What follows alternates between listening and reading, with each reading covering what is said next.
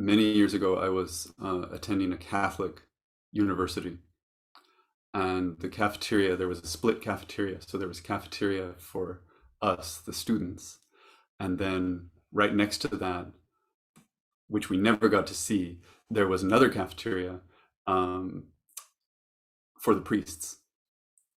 So and we heard all these stories about what was happening in the cafeteria with the priests because they got lobster, they got all sorts of fancy stuff. We didn't get any of that, but the priests had to walk through the student cafeteria to get to their special cafeteria, and so part of the experience of eating lunch or dinner was that sometimes they would stop and they would chat, which was great. And one day, my friend and I were sitting and we were eating, and one of the priests we knew fairly well came by, and he picked up a pepper shaker that was on our table and he put it in front of us, and he said, "Look at this from the other side." And so I went and I turned it around, and he said, "No," and he put it back the way it was, and he said, "Look at it from the other side." And we sat there and we stared at the pepper shaker and we imagined what the pepper shaker was like from the other side.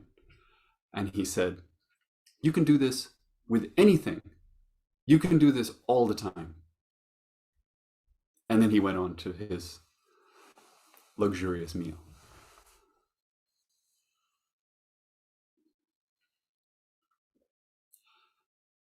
By that time, I was practicing Zen in my way. I was sitting, I was reading the books.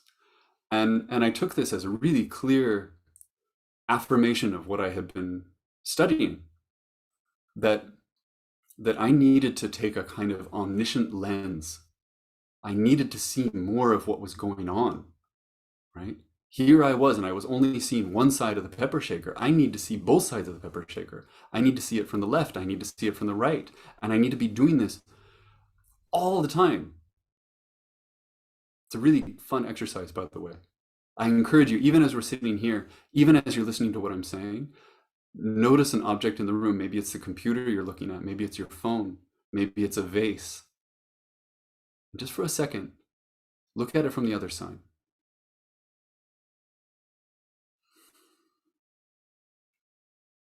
I'm going to come back to the pepper shaker.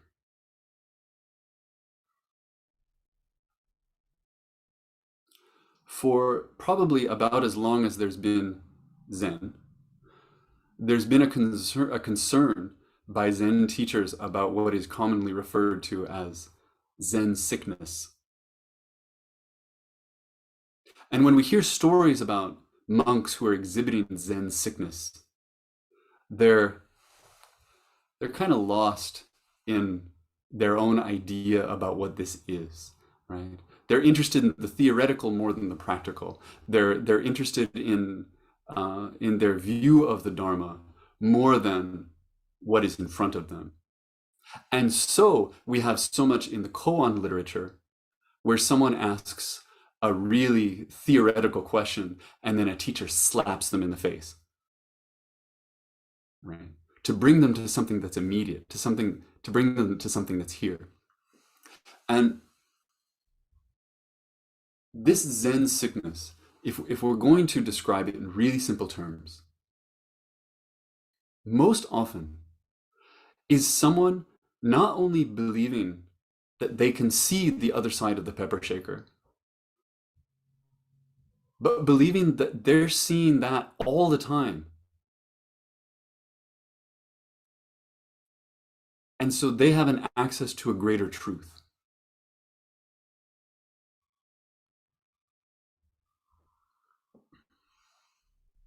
As some of you know, I work at a Buddhist magazine. I get letters to the editor. I never get good letters to the editor. I don't know if any editor does. I get complaints, and the complaints that I get are of a very specific kind. They're consistent, they're predictable. They are responses to articles that speak to the Dharma in terms of race, the Dharma in terms of gender, the Dharma in terms of inequality. And people write to me and they say, "You don't understand Buddhism."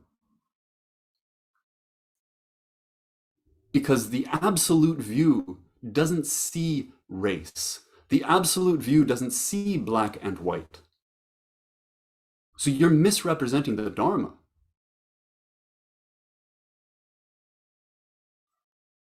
That's a kind of Zen sickness. They say, in the eyes of the Dharma, as if the Dharma has eyes. In the eyes of the Dharma, there are no men, there are no women. They're saying, stop asking me to look at the pepper shaker that is in front of me as it is, because I really enjoy imagining the 360-degree view. That's what makes me comfortable. That's what my practice is. It's here. Now, I've been told that all of you are studying the Sandokai, the harmony of difference and equality. And we just chanted the Heart Sutra. And I want to acknowledge from the start that there is this incredible power to the idea of the absolute that we shouldn't ignore. I think for many people, the idea of the absolute is what draws them in. To Buddhism specifically, but to other traditions as well. You know, in another tradition, maybe it's God, but it's something very similar. It's this sense that there is something so much bigger, and that if I spend time here, I might learn to see it better. I might learn to understand what that is, right? Except in Buddhism, we might receive the message not only that we can see God, but that we can see as God through that absolute lens.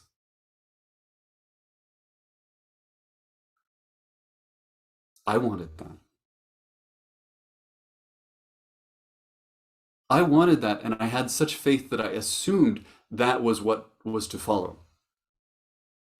If I sat in this way, if I practiced in this way, then over time, the hardness of the relative would dissolve, and it would open up to this other thing, to this absolute truth. And I would see beyond duality. I would see beyond me and you, or here and there. I would rest in something big.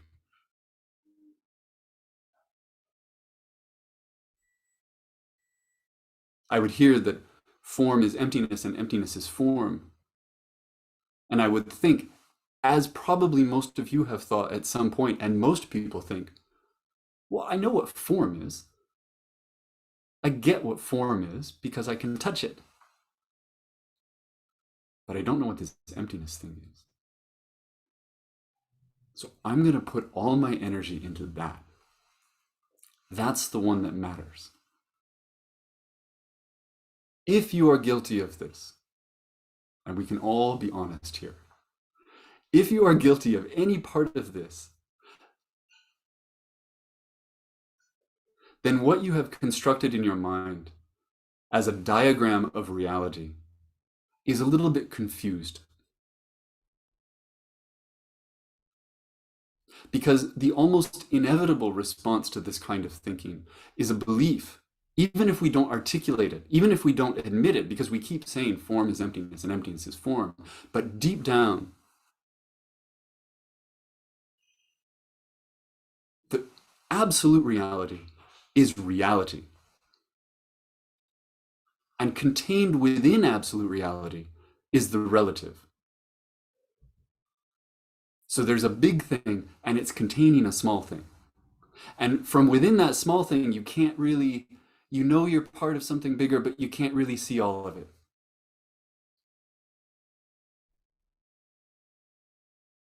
Or maybe in other moments, in other moods, we imagine a Venn diagram where there is absolute and there is relative. And then there's this sliver in the middle that we call practice.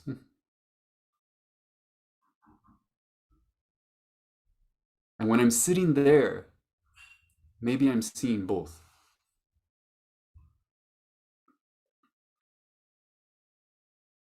What I want to say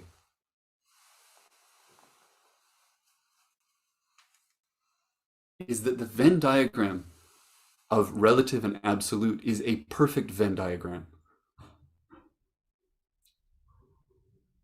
in which two circles perfectly overlap. Because you can't have an absolute truth and a relative truth. You can only have truth. You don't get to have two.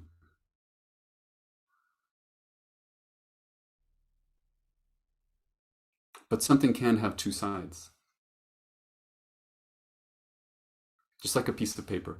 It's one piece of paper with a front and a back. And so, as skillful means, as a way of understanding where we are, we can say, there's what I see and there's something more than what I see.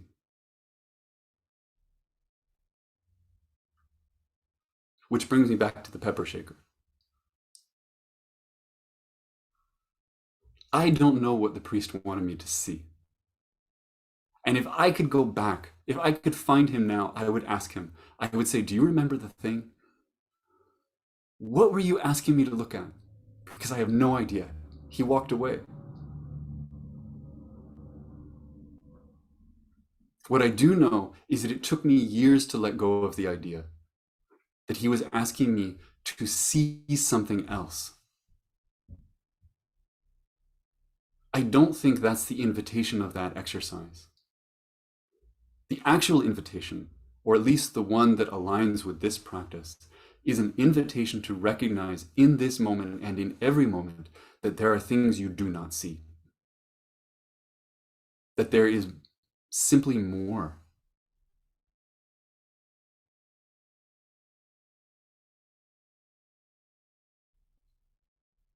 I can't see the other side of the pepper shaker.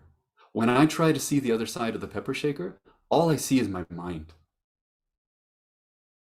When I try to see emptiness, and I've tried, I get my idea of emptiness.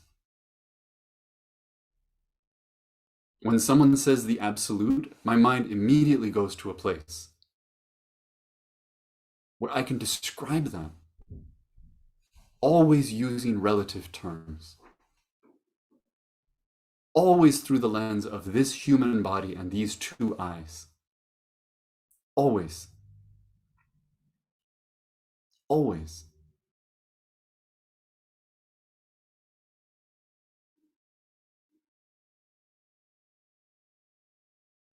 This practice instills within us a desire to see the whole thing, which is beautiful. It's moving, it pulls us. Right.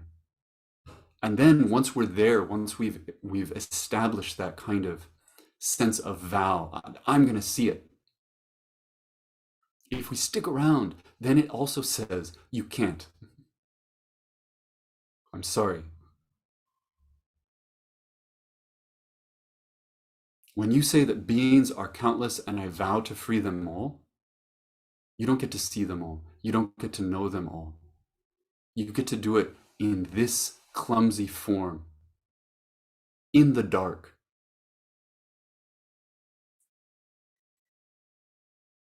This is so much of what it is to rest in not knowing. We take up work, we take up a vow, we take up a practice, and we say, I will do this no matter what. And then we navigate that without knowing what's to the left and what's to the right. Without knowing what's in front or what's in back, but only what's right here. And only one angle on that. And part of how we do that is to rest in, I don't know. I don't know, and that not knowing cannot be a hindrance. It cannot stop me and it cannot slow me down. It cannot be an excuse. And it cannot be a distraction that pulls me into my fantasy of what more really is.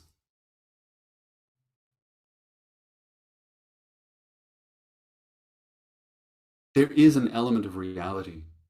There is a face of reality in which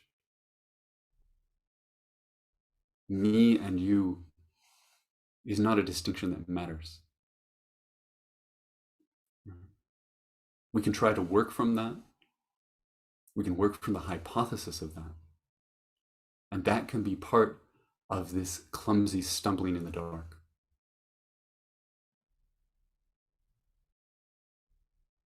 But we don't get to see it with these eyes.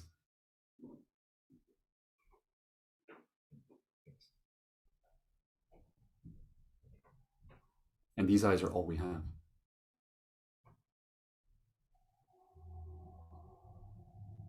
And that's where I'll stop.